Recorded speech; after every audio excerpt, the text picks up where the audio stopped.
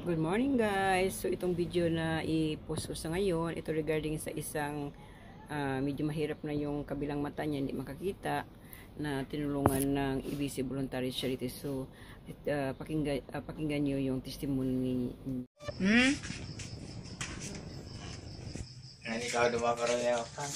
O, padre. Anang Emily, good evening. Sining ari na si Bibing. Kwaon niya na ari, hatag ko sa iya ang 20,000 niya donar mo para sa iya. Ma'am, mayong gabi. Madamo din nga salamat sa pagbulig niya sa akon, sa paghatag niya sa kas nga 20,000.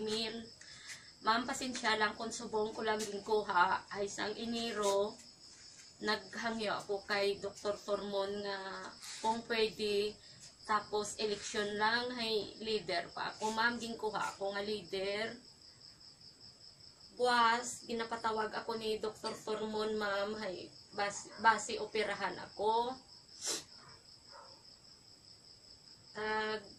Madamo, gid nga salamat sa imo bulig sa akon sa paghatag sang kas tungod nga makakita ako uli.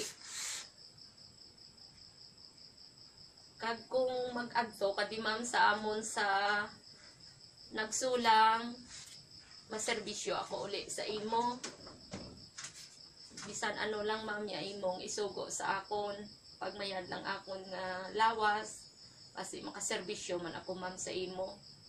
Hangkod kitya nga bulig sa akon ma'am, nga makakita ako uli.